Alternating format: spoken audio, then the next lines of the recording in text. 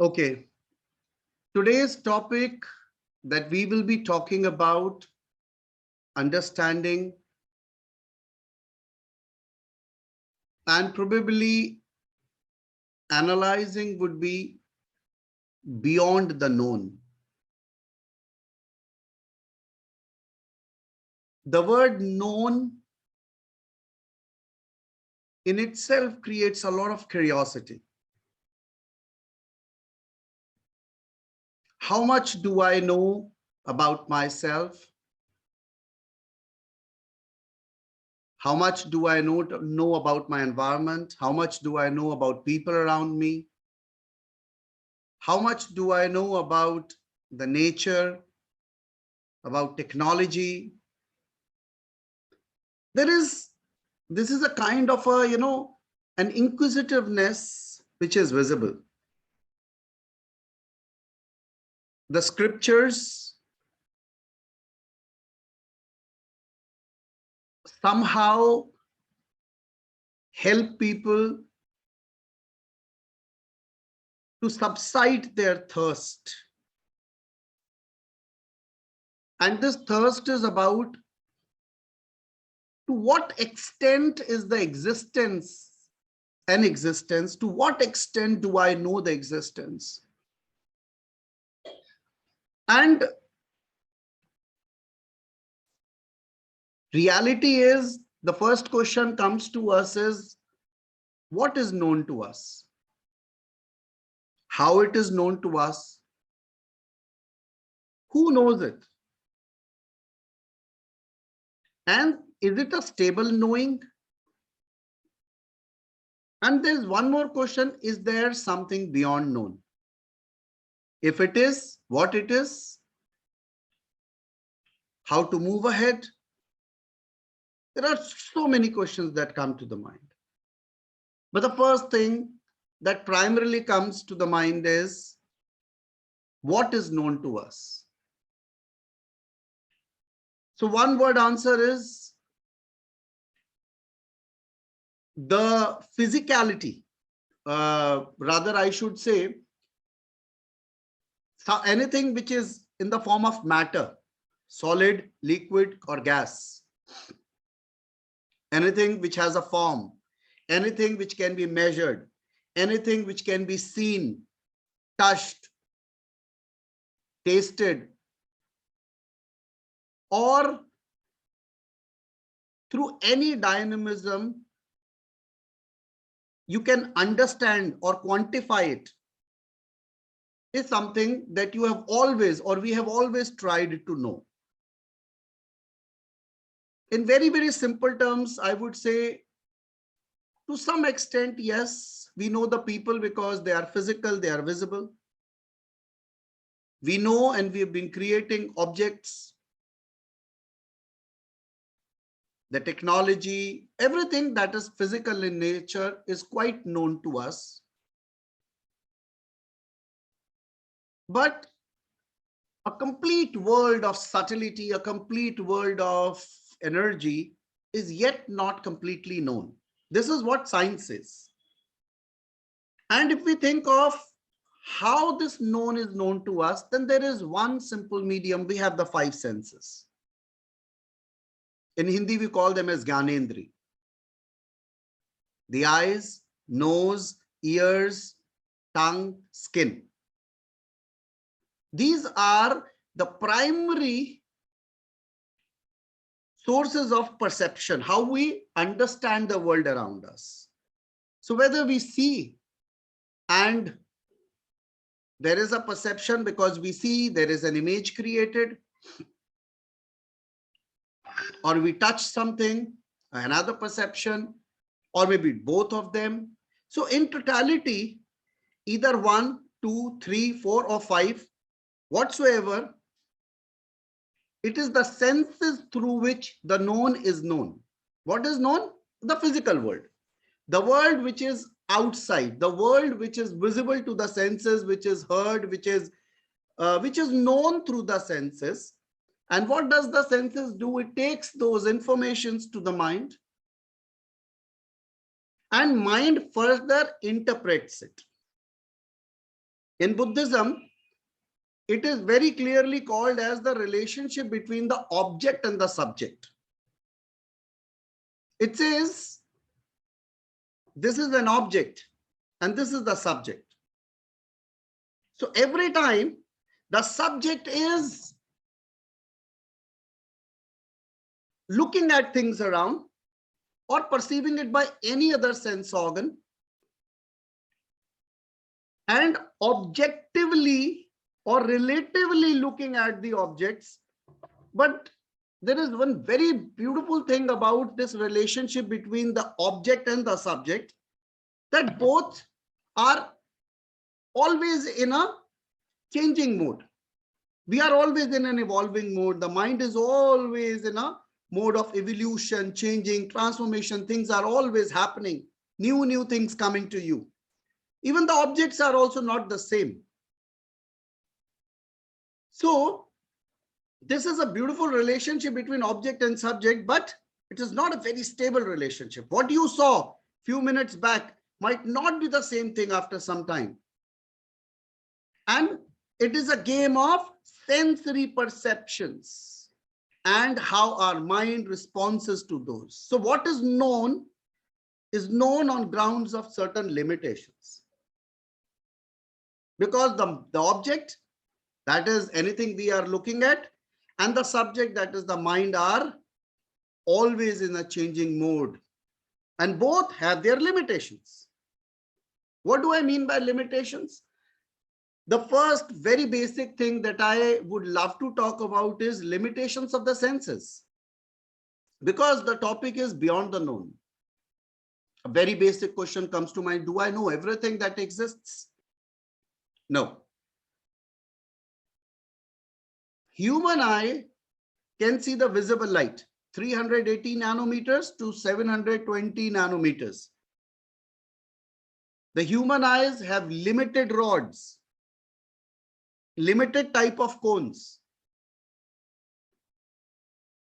The spectrum of sunlight is vast. There is infrared, there is ultraviolet, there is X-rays, there are gamma rays. So the existence is widespread, but human eye can only view a small part of the existence. There is a limitation. That means the truth and the reality is huge. But we are blessed to see only a part of the ground reality, not everything. So is the case with the human ear. Because a human hearing ranges around 20 to 20,000 hertz. But there are sounds below 20 hertz. There are sounds beyond 20,000 hertz. And we'll be surprised to know that there are many other animals and birds which might have different or even more sharper sense organs. I don't want you to think that we have weaker senses. No. Human being has very sharp senses, but still it doesn't have the capacity to know the complete reality. It has a capacity to know great details, great amount of details.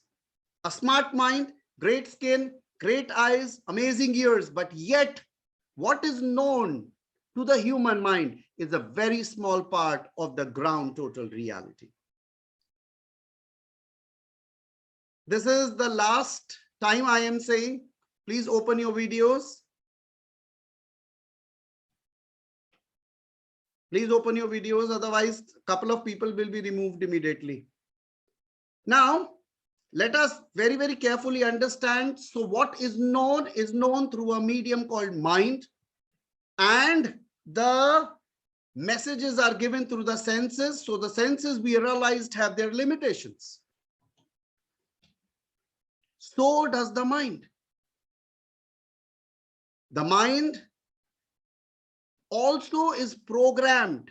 It has various levels of conscious, subconscious, and the unconscious, which we already do cover in different programs. But the completeness, the ground reality cannot be like eyes have a vision, a certain angle. but not the complete reality. That means we are certainly looking out at the some part of the reality, but lots and lots and lots of things are yet left untouched, unnoticed, unrealized, unexperienced. That creates a lot of curiosity. What is that is not known to us? The world of subtlety, the world of energies. We all know the law of conservation. Energy cannot be created, nor can it be destroyed. It only transforms. And what does it do? Energy, the most organized form of energy is matter. When it transforms into solid or into liquid or into gas or various other transformations between the liquid to gas or solid to liquid, what is it? It's all about transformation. But the ground reality of existence is, even the NASA says, the major part of existence is energy. You look at the solar system, very small part of the solar system are the planets and the asteroids and the other beings which are visible. The total space is mere energy. And are we capable enough to get to the level of subtlety and realize and understand energy? Very little extent. That means what is not known to the human race is actually the vast area of energy, the vast area of consciousness, the vast area of existence, which is subtle. What is known is only the physicality, because since they are physical, their senses are outwardly. So the only good thing that they can do is they can only perceive things which are quantitative and physical in nature. That is why they also wanted God to be in physical in nature, because that was easy to conceive, easy to understand, easy to connect with, Everything has to come to their level. That is why the scripture says God also takes a form and come to your level and say, okay, I am there in this world. Either he comes as a messenger, or he comes as son of the God, or he comes as a God itself, or whatsoever be the reason, But the subtlety could never be understood by people. They thought it is emptiness, and emptiness is nothingness, which is not a ground reality. Which is not a ground reality. So, the huge world of subtlety, the huge world of consciousness, the emanating energies is yet unexplored. In fact, a very basic question, who am I? Which is the most basic question which comes up repetitively in Upanishads, in Brahma Sutras, in Bhagavad Gita, and various other scriptural texts, whether it is Shrutis or the Smritis, comes up again and again, and they investigate. And when they are focusing on their finger, they go to the deeper level of the atom, go beyond the atom to the cellular level, beyond that, and try to go to the subtlest of your existence. That is what exactly the saints and sages have been doing. They've been exploring themselves. Because physical realms, you knew. What is new in observing that this is a female or a male and this age and that age and this and that? They wanted to go beyond what is known. The known was physicality. So people explored the non-physical aspects of being, and they explored to the subtle level. Actually, this is exactly the relationship between energy and matter. Exactly the game of transformations. And if one wishes to explore the unknown, one has to go beyond the physicality to the subtle realms, to the level of consciousness, and then ultimately to the gross consciousness. I give you one of the very, very good examples. When people used to think a lot and investigate themselves, explore themselves. They wanted to find, am I merely a body? They realized, we'll do a small meditation just now. They realized, no, I am a body, but there's certainly something which is running the body. Good. They further investigated and they realized, no, I am the mind, because the mind governs my body. This is the core. It is the master. Wow. Great investigation, great results. But when deeper investigations were done, they realized that something is empowering and supplying power to the mind as well. It is also a part of the consciousness that exists. Then who am I? Going beyond the mind was the toughest for the mankind, because we have always been a slave of a system that we are born with. So got entangled into the loops of the conscious and the subconscious and went on. But those who could dare to go beyond their mind, they were into silence for years, or they were silence in months. They could only survive with the subtlest and the limited thoughts, minimum desires, limited emotions. They could cross the thick layer of the mind, the disturbances of the mind, or the thrill of the mind, excitement of they could cross that and reach to the subtlest level of consciousness.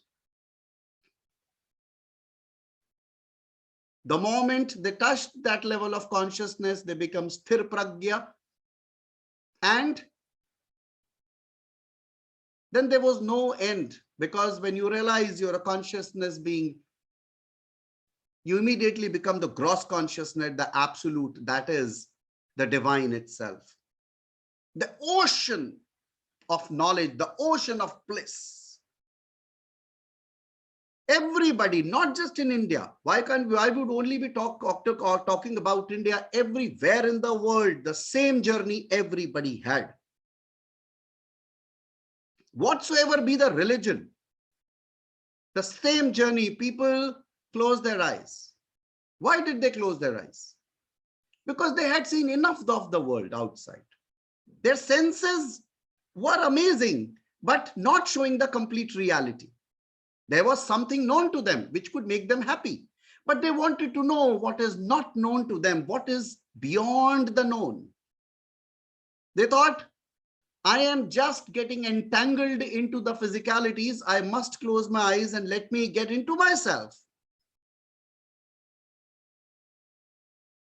That's how everyone explored their subtlest level of being, or the ocean of consciousness, from which they take a very small part and run their mind, and very small part of the mind run the body. Actually, what we run on the level of consciousness is extremely a smaller part of the total existence, or the total consciousness. Let's all of us close our eyes. Let's do a small explorative journey, and then probably we'll continue. You have to be stable. Keep your back straight and just close your eyes.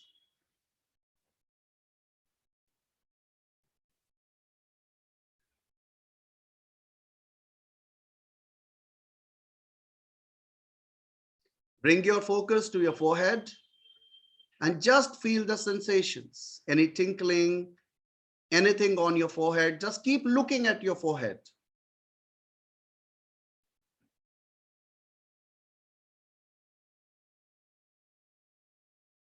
Your eyes should be closed, but your focus is on your forehead.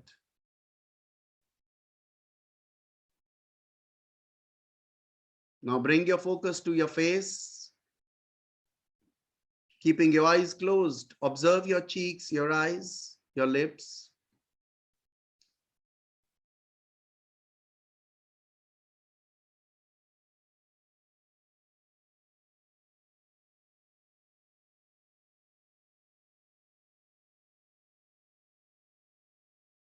Now slowly shift your focus to your throat.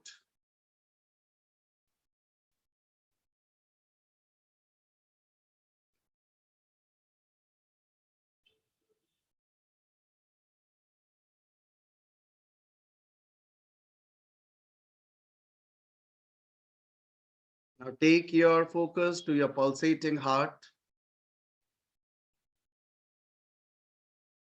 your chest area. Just feel what is happening, keeping your eyes closed.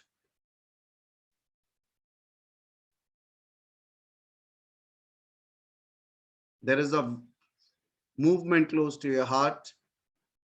You can feel the pulsation.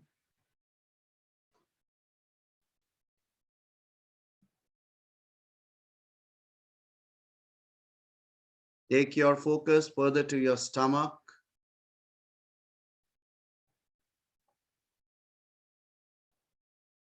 All that you can hear it carefully. If there is any sensation, let it be. Just observe. Be a witness to what is happening in your body.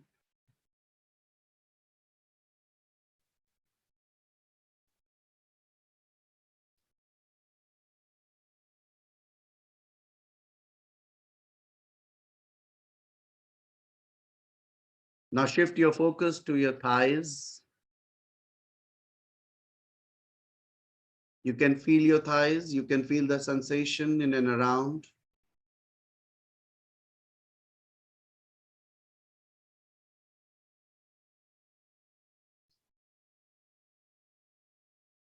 Further, move your focus to your calf muscles and your feet.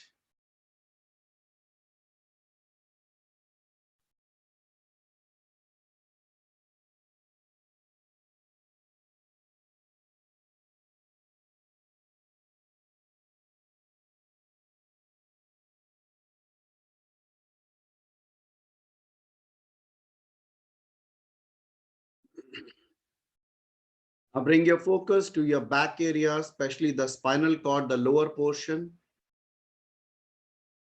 Just feel your spinal cord, and from bottom slightly rise up to the head level. Maintain your focus on your back, especially your spinal cord.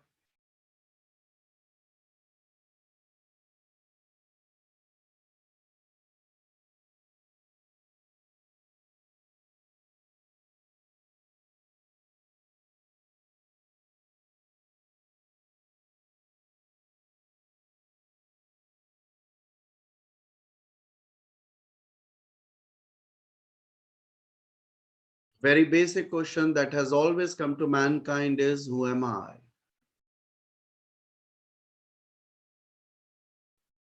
Am I merely a body, a male or a female, a father, a son, a professional? If I'm merely a body, then who is looking at the body? Who am I?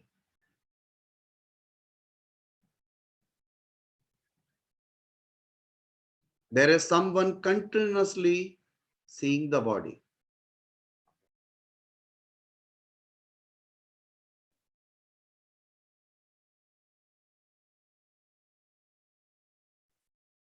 Now take your focus to your nostrils and just observe the breath that is coming in and moving out.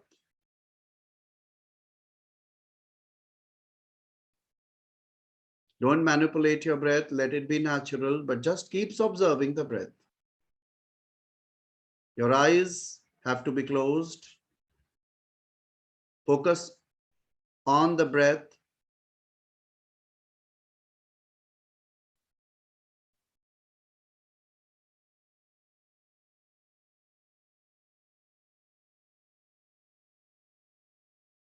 The same questions come to us again. Who am I? Am I merely a body? But somebody is looking at the body. Am I breath,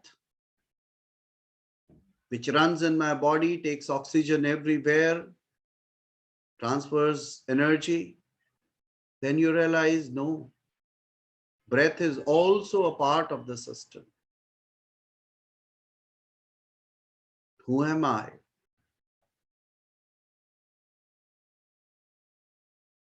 Am I these thoughts which are coming in my mind, the emotions and desires? Am I the thoughts, emotions, and desires? You further do a deep contemplation and introspection and see, you can see your thoughts. You close your eyes and you witness the thoughts coming to you. You can even reply them back.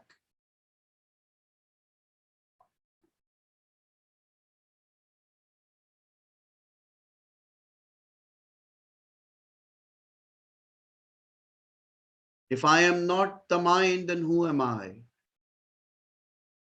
To the human race, it's only the body and the mind and the senses which are known. If I am not the body, mind, the senses, then who am I?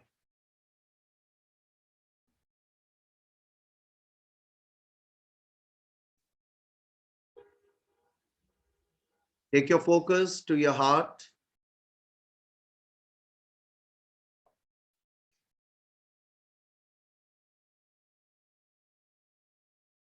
If you find any energy pulsating,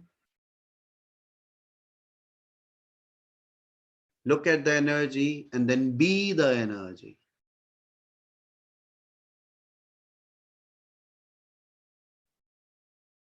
Go to your heart. If you find any energy pulsating, look at the energy and then slowly merge or be the energy.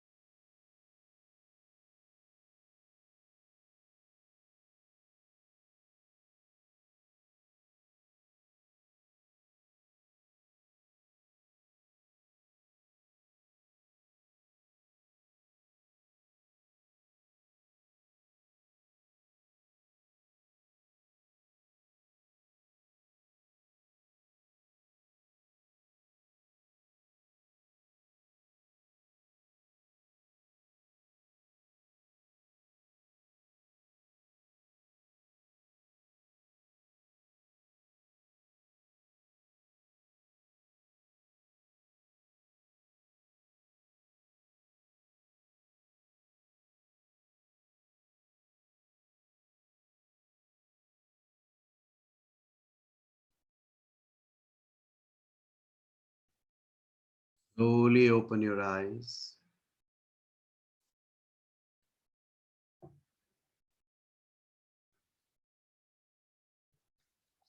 There's a wonderful example through which we can understand the system. For example, there is a projector here in this room. Projector has a body. Projector has a lens. Projector has a system through which it will project images.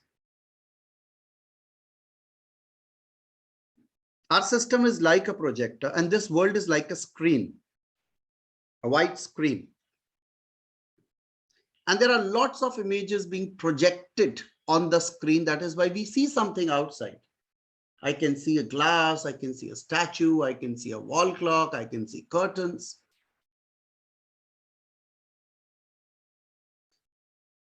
But the whole system, nothing is permanent. Everything is moving. But there's a very important question that comes: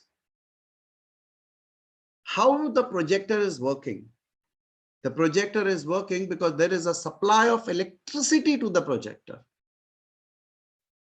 It cannot work without the power it is getting. It cannot project the images. The whole system of the projector works because there is a supply of energy to the, which is electricity, to the projector. We appreciate the projector because it is creating amazing images. Fast, because if you look at the movie, it is very fast changing, like the human mind. But a television or a projector does not work. There is no electricity.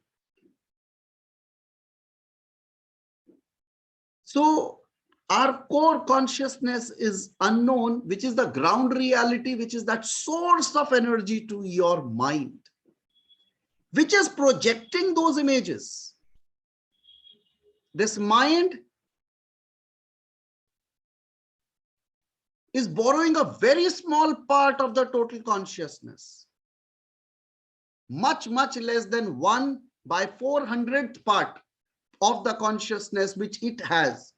And a very small part of the mind is being used functionally in the world.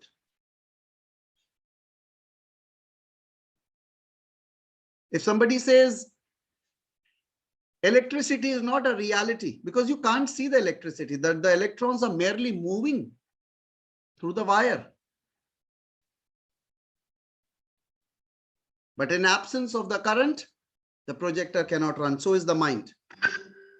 The consciousness, which is called as Atman, which is beyond the known, is the source of your energy.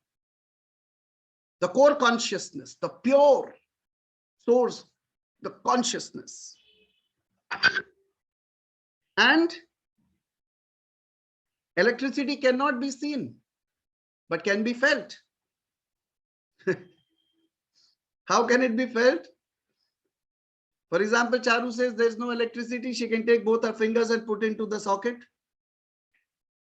After 2 minutes, the hair will stand and then she will realize and say, oh God, now I know electricity is there. It is only a matter of experience.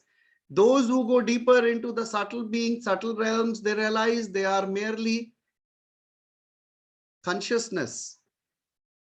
And the whole system has evolved out of consciousness, transformed into different forms. So this example kind of makes things a little more clear. So broadly, our journey beyond the known is from gross to subtle, from limited to the unlimited, from matter to energy, from physical to non-physical, from limited self to the unlimited being existence, or to the divine consciousness. In other words, from fearfulness to fearlessness, from love to unconditional love, from bias to oneness, from vastness to the unknown. This is our journey.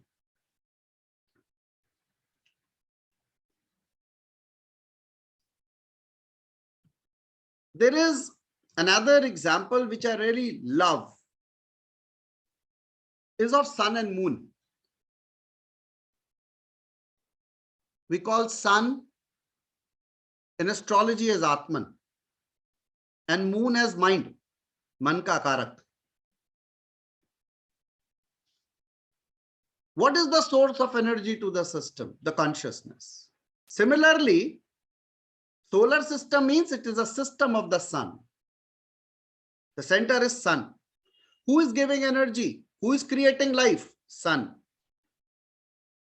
Moon is given so much of importance, but the ground reality is moon is borrowing energy from the sun.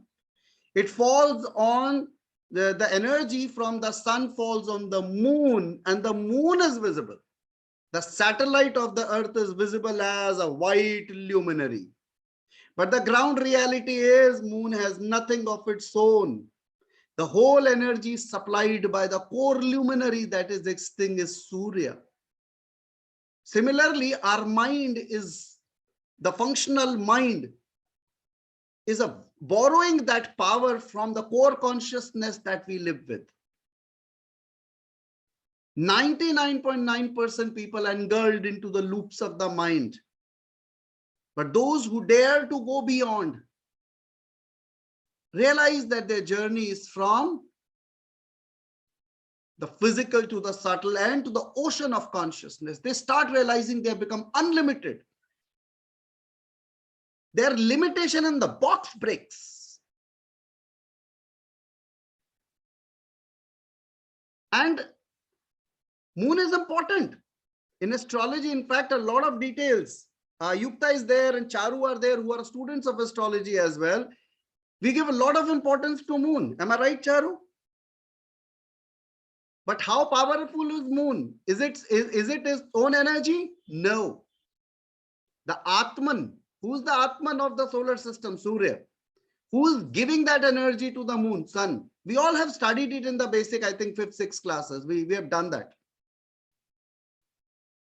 The Atman is like Surya in us in the form of light, emanating energy deep within us, huge amount of energy, brightening up the whole system. It is its system. Whose system is this? The system of consciousness, which transforms into beings. So the mind is illuminating because of the part of the consciousness it has borrowed, or it is getting continuously from the source. So this core consciousness, which is our subtlest existence, is called Atman. Brahma Sutra, Upanishads very clearly call it Jivatma. You can call it pure consciousness, or you can call it just consciousness, which is not transformed. Its transformation or its form is mind and body, but still a vast ocean of knowledge. So when we try to go beyond the known, we try to go into and touch the ocean of consciousness that we are. And we realize, like we know, the nature of energy is transformation, existing in subtlety. So when we try to go into our subtlest existences, we become aware. We realize that when we realize we are energy or consciousness, we realize we are web of information. And what do we mean by web of information? Means jnanam. Knowledge is our basic nature. Human being, when transcended from the physicality, physicality means a limitation. My body is limited. It is not easy to, change the shape easily.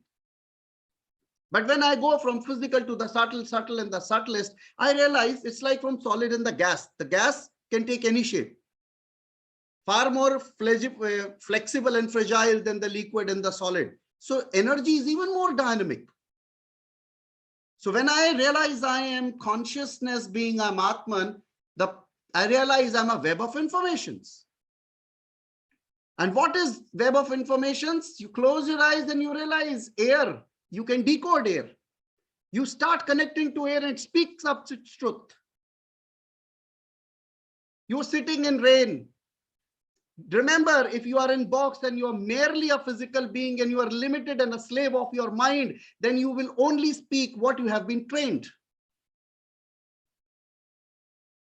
But when you are a consciousness being, you go to the level of energy, even the water, you decode the web informations in water. This is exactly what the saints and sages have been doing. Just imagine thousands of years back, Rishi Parashar could understand the solar system, the distance between the sun and the earth and the moon and all that is happening. Just imagine they could have, Surya Siddhant was written. A person is not going physically. They did not have any vehicle to travel into the space. The only ground reality they could do was they were closing their eyes. They were going themselves into the subtlest level of existence and then leave themselves into that. They could float into the consciousness, into the web of informations and be jnanam themselves.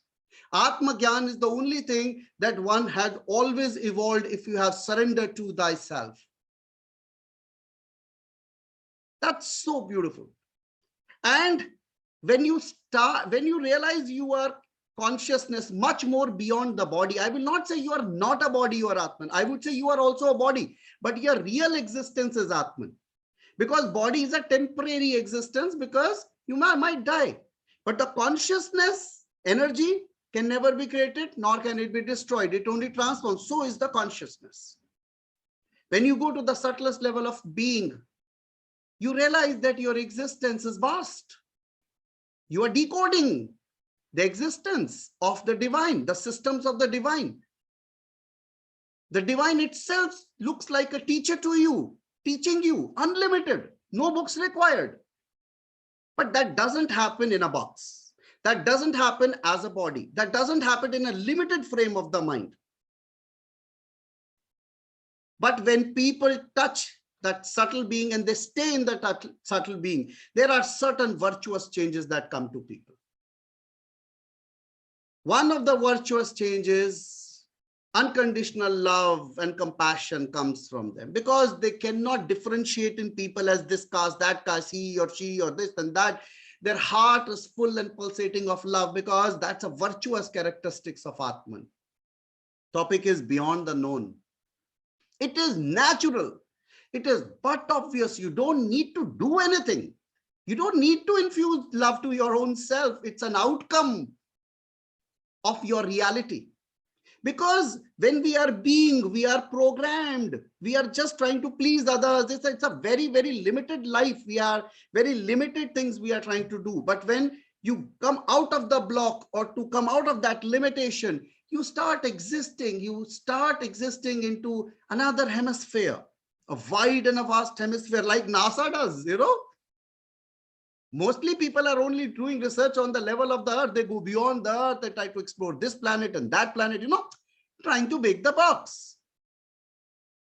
People have also tried to do without any vehicles. They've tried to break their box, their mental box, their emotional box, the intellectual boxes. So unconditional love has been a virtuous characteristic of the Atman, where people have gone beyond the mind. Fearlessness, a virtuous characteristic. Feeling power within. Even when you come back to your body, you realize you are a consciousness being. You are in the body, but you are always connected to that energy and subtlety. So you'll always feel that vast, amazing energy in and around you. You don't forget that you have touched your ground reality. And I will also talk about a shloka where Ananda would be a basic virtuous characteristic that will happen to you automatically. You realize truth, you know the truth, and very blissful.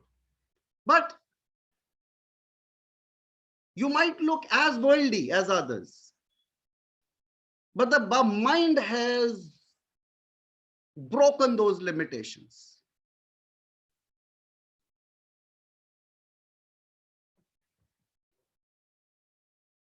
Bhedavya padeshacha.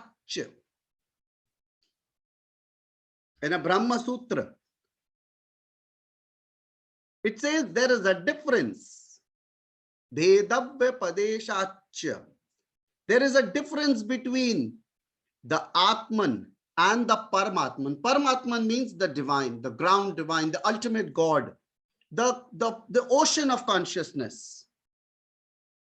Absolute. There is the difference. Although they have the same character, they are linked and connected. But the difference is the Shruti. We understand the Vedas are the Shrutis. We have a set of Shrutis and the Smritis. The Shrutis make a distinction between the two. And it says that one is giver of bliss. The divine, the ultimate God is the giver of the bliss, and the other is receiver of the bliss.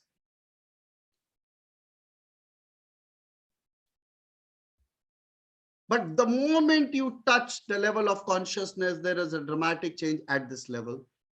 But still, At that level of consciousness, also between the Atma and the Paramatma, there is a connection. There is a interface happening. It's not the end, but that interface is happening. And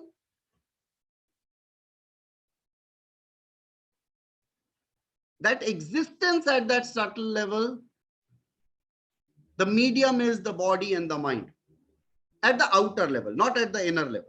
That is why a lot of people withdraw. The moment they become sthir pragya, they realize their being, who am I? Example is Raman Maharishi. Very good example. He left his house at the age of, I think, 8 or 9 or whatever age. He had some realization. He went to the temple, he sat there and did not speak for a very long period of time, closed his eyes and just introspected. There was one question he had, who am I? Everybody knows I'm a body. You don't even need to close your eyes. You open your eyes and you know it. Otherwise, you can ask, everybody can tell you. But that's exactly the truth that everybody knows. But this is what is known. The same question had come to everyone who wanted to be what they are, but not known to them. Long time, kept on meditating, deeper levels, realized the mind, realized that there are thicker layers of mind, very difficult to cross. And one day succeeded to cross the mind, the levels of mind. That's called Atma Bodh, the realizations of the self. And once he realized, obviously, he was still a body. Body consciousness was still there.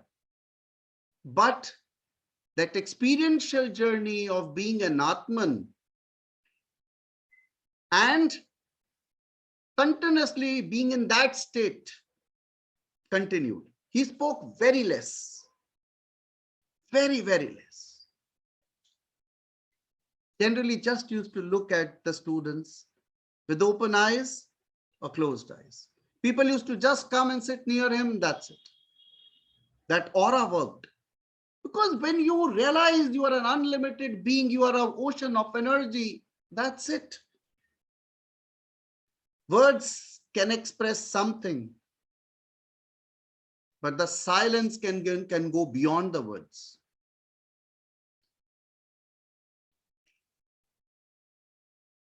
It is our journey, individual journey.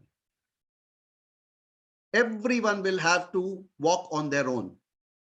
There can be lights on your path to tell you that you are walking on the right path or not. But it has to be you have to move. Nobody can walk on your behalf. Janma dhasya yataha. Janma dhasya yataha.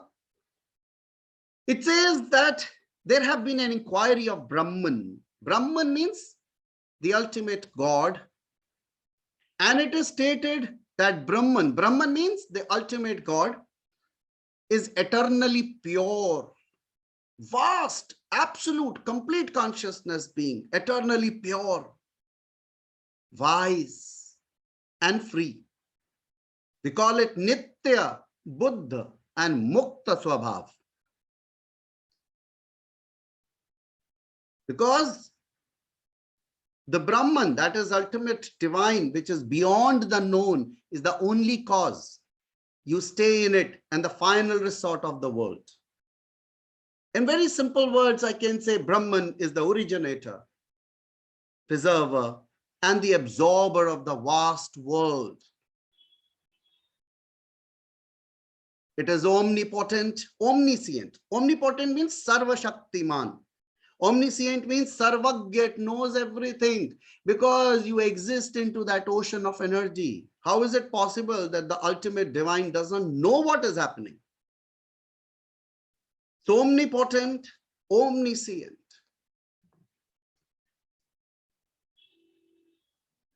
And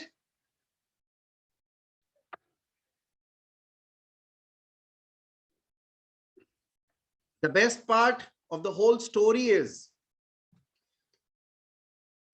that when we refer to the divine, we call it Satyam Jnanam Ananta Brahma. Satyam Jnanam Ananta Brahma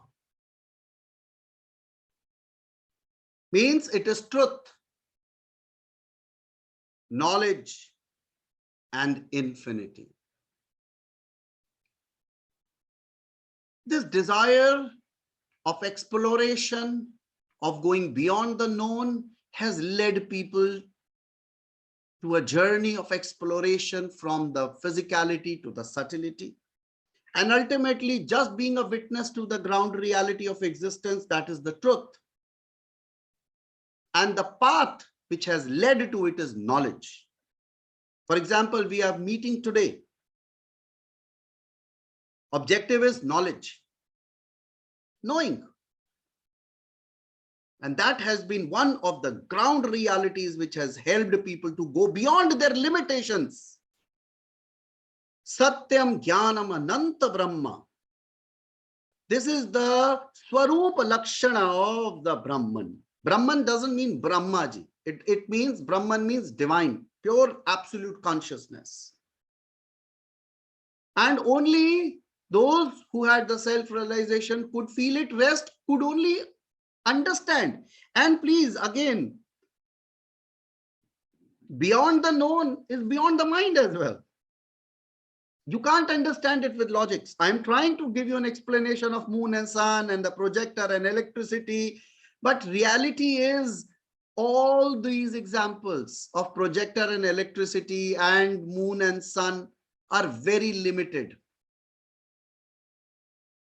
When you realize you're a consciousness being, you are merely a witness to this existing world. Everything is just merely happening. And you're just looking at everything happening around you. Things change, fundamentally change. The joy of giving comes to you. Earlier, the joy of taking is there, snatching. Taking is a very easy word, snatching. Everybody wants the maximum they can snatch or get or, grasp as much as possible. But when it comes to giving, they have been very selfish in giving only to the people they think they should. All the conservative attitude comes when it is with giving. But when you transform to your subtle level of being, you cannot be limited. You become vast. And when you become vast, the whole world is your family. You cannot tend to just love few people in your family. You can't do that.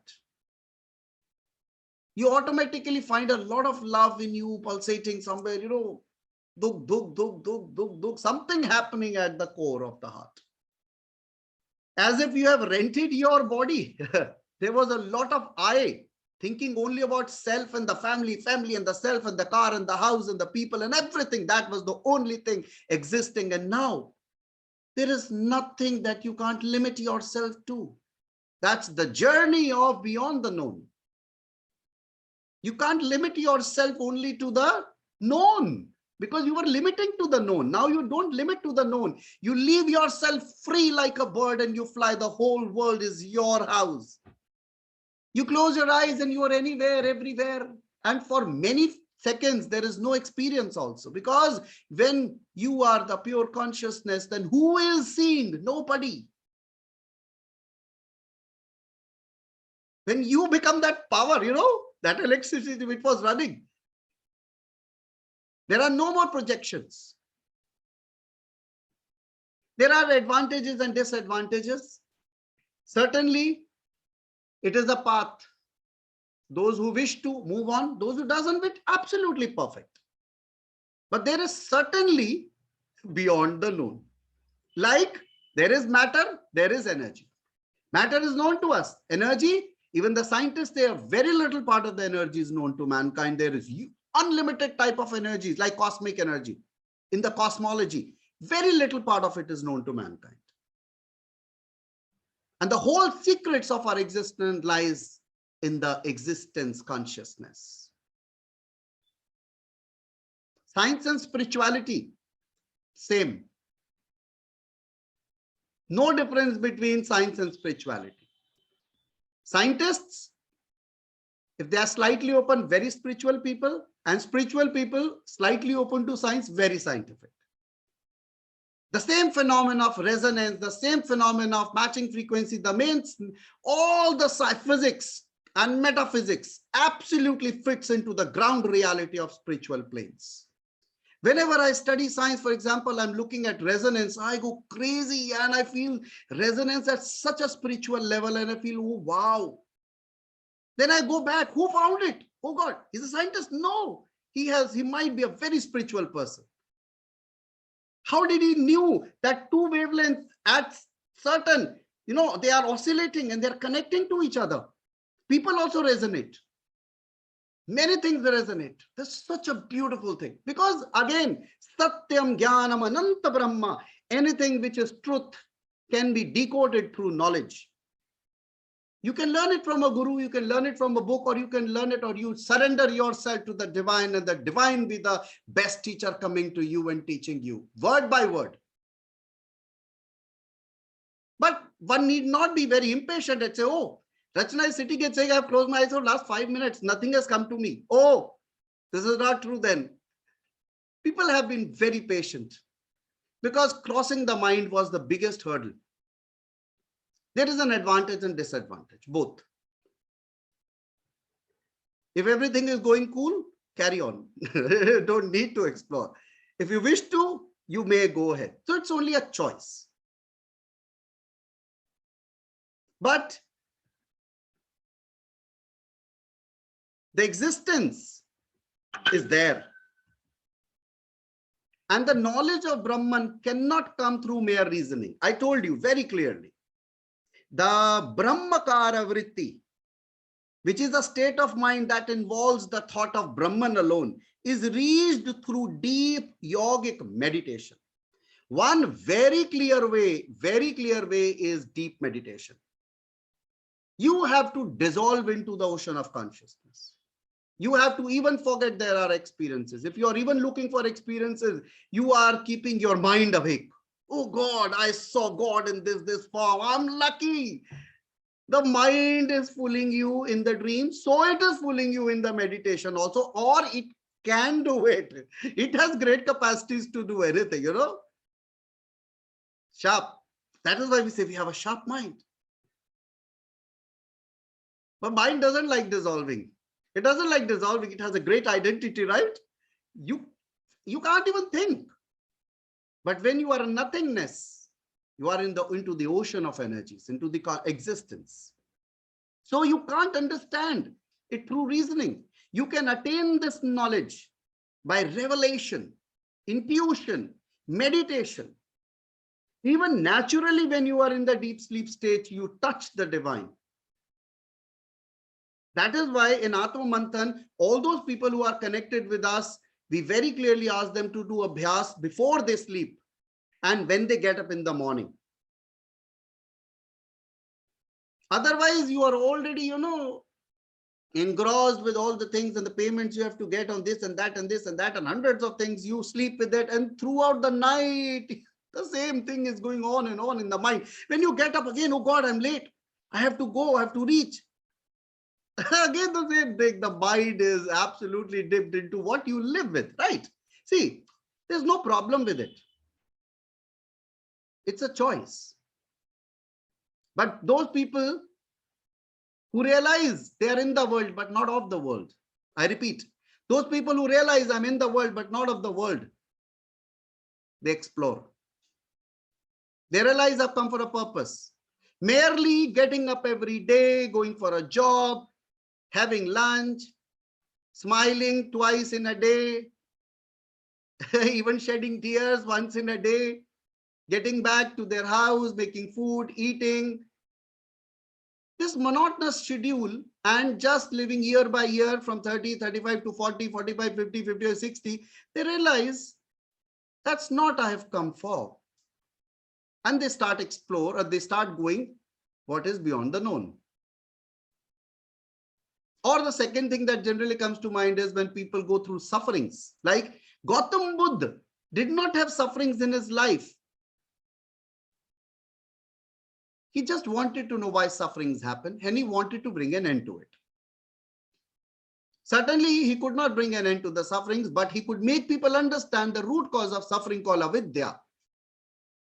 He said, if you wish to minimize, you have to understand who you are.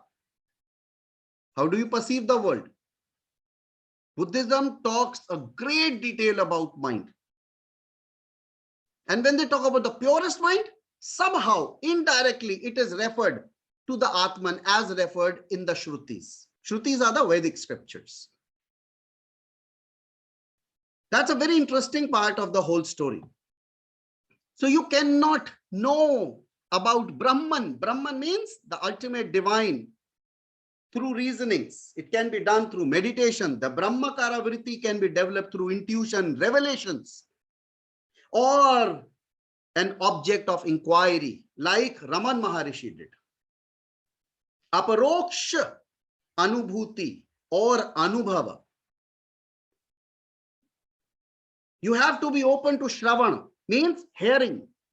When you sit in front of your teacher, you just lend your ears and just every word should get into your inner self. Shravana, Manan. You are thinking, doing a reflection over what you have heard.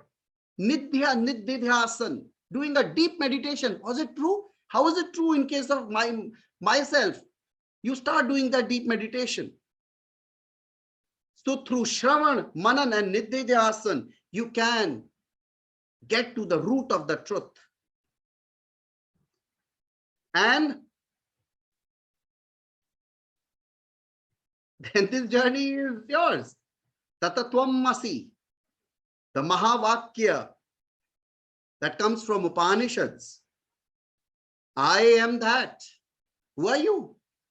That divine being, that ultimate God. But that realization, not just theoretical understanding that, okay, God is in all of us, God is in me as well. But generally, when people are living a normal life, they say, I don't understand how God is in me and not in her. She's always been shouting the whole day. How can God shout so much? So logically, it is very difficult to understand. It is only a state of experience when you understand Tatatvam Masi.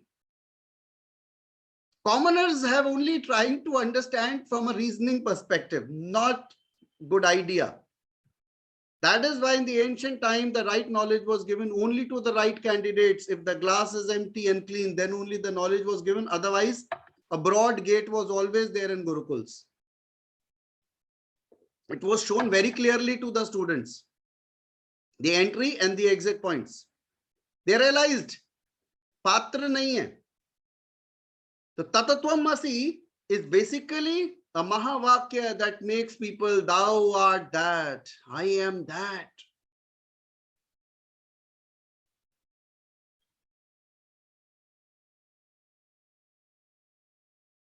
Even when Shankaracharya was looking for a teacher at the age of 8, he left his house. He realized that the purpose of his life is different. And he was one person after Rishi Vedavyas, who collected all the Shrutis, who studied them deeply, and then wrote multiple granths. One of them is Brahma Sutra, which is an elaborative scripture on Advaita Vedanta. God is one, which talks about God is one, the source of everything, the reason for everything, and rests in everything. So when he was 8 years old, when he left, he was hunting for his teacher. When he met the teacher, teacher asked him, who are you? It's a 7-minute answer. I'll play it. It's interesting. That will be a small break as well, but please continue listening to it very carefully. This was the answer of Adi Shankaracharya almost 2,500 years back.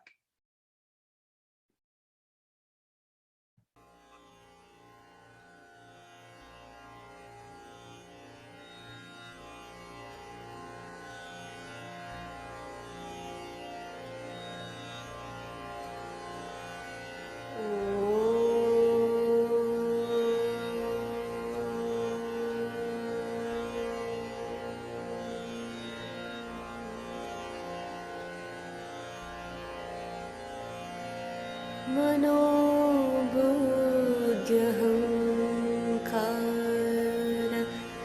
चेत्तानि नाहं न च श्रोत्रजिह्वे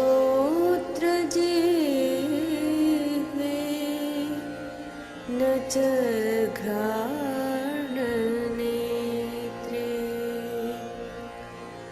न च व्योमभूमिर्न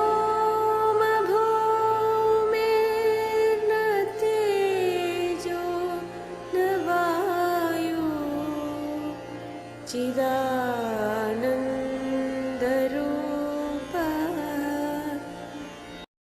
He says all that is known.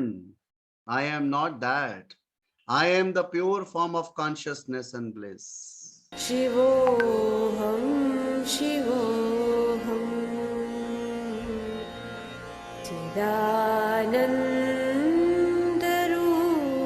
चिदानन्दरूपः शिवोऽहं शिवोऽहं न च प्राणसंज्ञो न वै पञ्चवायु न वा सप्तधातु न वा पञ्चकोश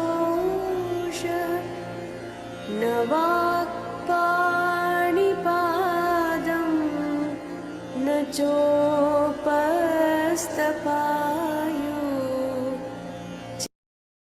Again he says, I am neither the breath nor the five elements. I am not the matter, solid, liquid, gas.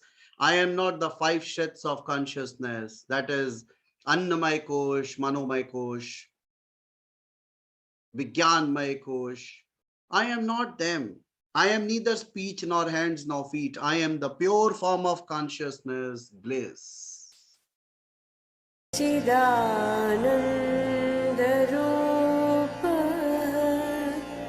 शिवोऽहं शिवोऽहं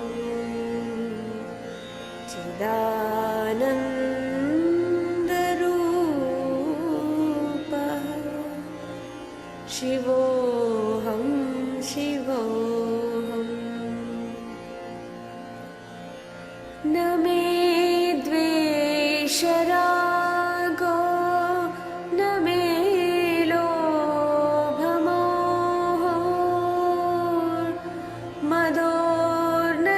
मदोर्नैव मे नैव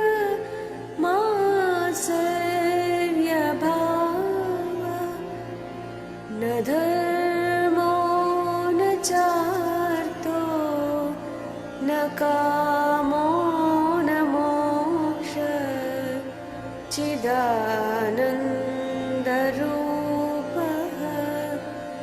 शिवोऽहं शिवोऽहं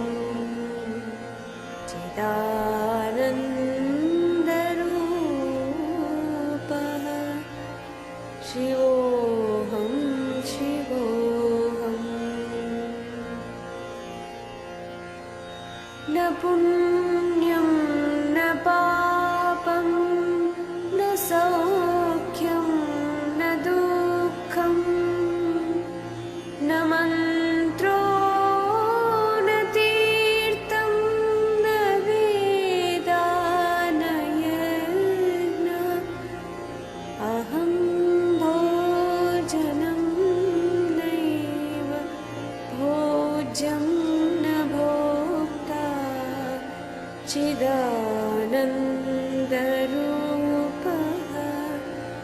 शिवोऽहं शिवोऽहं चिदानन्दरूपः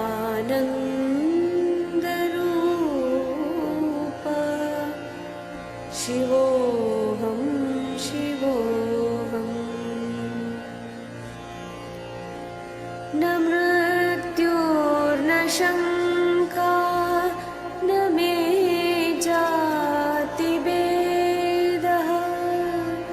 पिता नैव मे नैव माता न जन्म न बन्धो न मित्रं गुरुर्नैव शिष्य चिदानन्दरूपः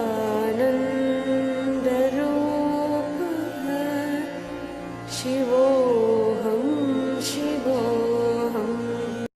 He says, I am beyond the body. The body has limitations. I am beyond the body. I'm unlimited, eternal consciousness, energy. If I am a body, then I'm limited to few relations, or limited to a house. But when he realizes that he is an eternal consciousness being, then he is unlimited. चिदानन्दरूपः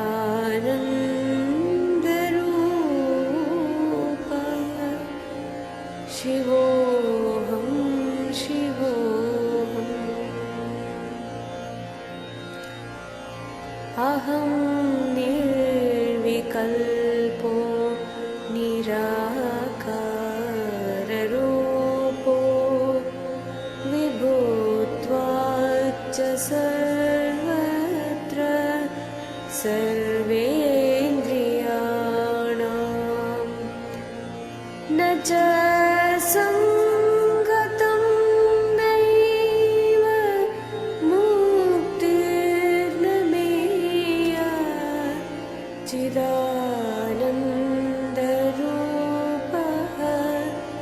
शिवोऽहं शिवोऽहम्.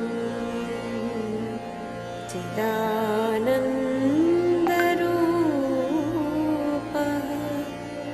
शिवोऽहं शिवोऽहम्. शिवोऽहं शिवोऽहम्.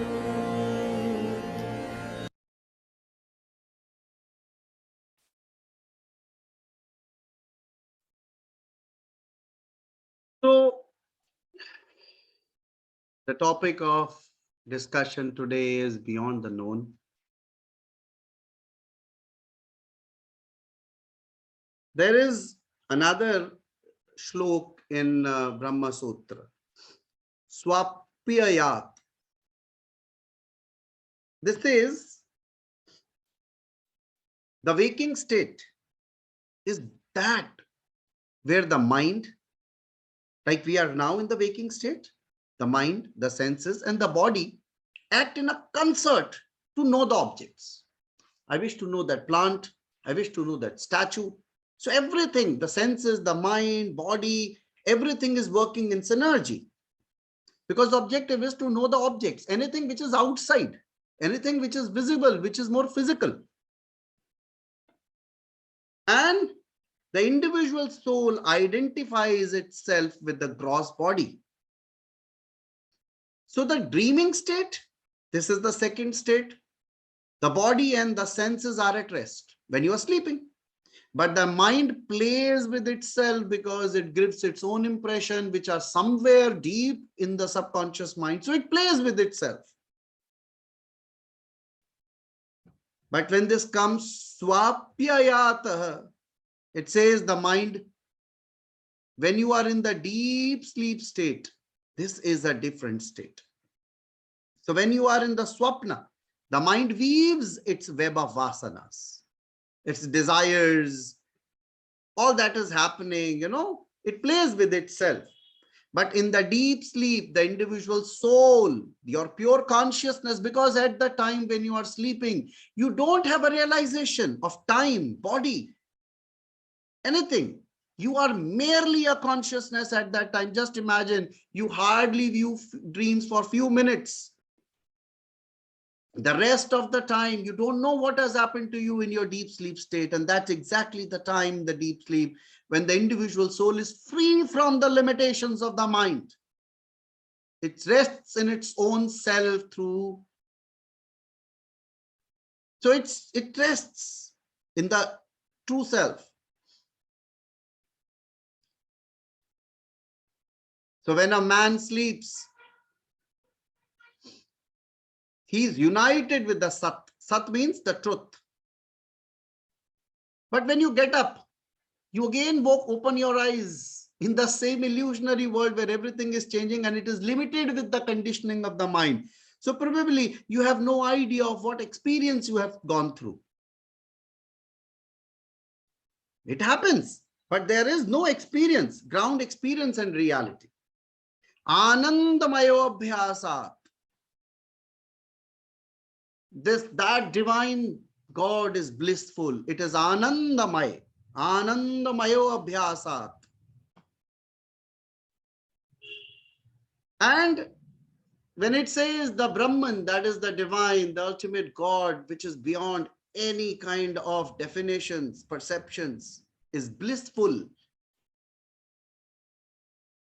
So the word bliss is repetitively applied to the highest self. So when people have tried experimenting and going to the subtle self, to the beyond the mind, to the level of consciousness, they realized they have crossed the layers of this sadness, happiness, sadness, happiness, and they've gone beyond. That's called blissful.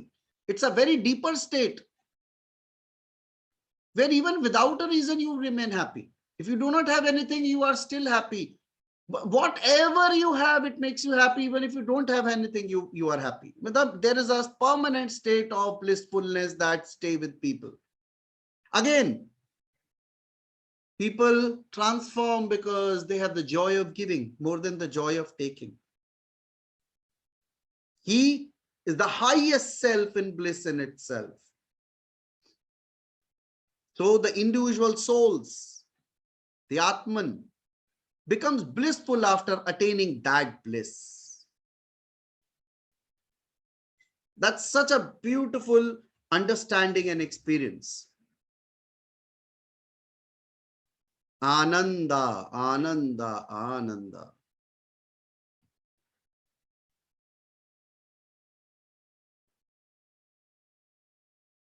There is one more explanation in the Vedic scripture. It says, Guham Pravishtavatmano Hitradashanatah. Guham means like a cave. Guham. It says the two. Who are the two? Although your Atman and the Paramatman have the same characteristics, but the Atman also tries to merge itself and dissolve itself into the divinity. So both of them, or the total consciousness whatsoever, is in you, resides in you. Guham means a cave within you, somewhere in you. In Hindi, there is a word called mandir. Man ke andar is mandir. So it says the individual soul or the supreme soul or the total consciousness basically resides in you. It says in the cavity of the heart. So Kathopanishad says that having entered into the cavity of the heart, when you focus into your heart and go deeper into the selves and the realms of consciousness, you enjoy the reward of the work. It is Ananda. So he resides where? In you. That is why people have closed their eyes. They realize that they've been visiting to the temples, churches, mosques, gurdwaras. It is absolutely nice. They are great places to know, understand. But experiential journey happens when you close your eyes and you realize the actual temple was within you. And when you enter into the ocean of consciousness, you become one with it. Thousands and thousands across the world, people have had such experiences. Not just one or two, not just in India or any other place, but everywhere. Yaha sarvagya sarvavidhasya jnanamayam tapaha tasmat detad brahmanam rupa manam chajayate.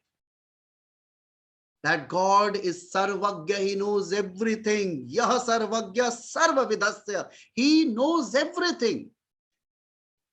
He is in the form of knowledge. That is why learning is very basic. Everyone should keep learning every day. You study science, you study geography, you study astrology, you study astronomy, you study any subject, you study spiritual sciences, anything, but keep learning. Yaha sarvagya sarvavidhasya jnanamayam tapaha, because it's like a tapaha. It is like a tap. It is like a sadhana. When you learn, you purify. Because God knows everything. So when your knowledge expands, you go beyond the realms of your limitations, the limitations of the box, the limitations of the box of your mind, Tasmade tadah brahmanam rupamanam cha jayate. And that divine is so powerful that it wishes if it can come with a form and a name. Everything dissolves in the God, everything exists in the divine. So when we try to go beyond the known, we try to explore what is not known or what cannot be known through the senses or through the mind. Here, the subject has limitation. So people moved ahead with the subject. Subject is good, but it has limitations. People wanted to, if you have to see big things, you need to have bigger telescopes or faster, more technology.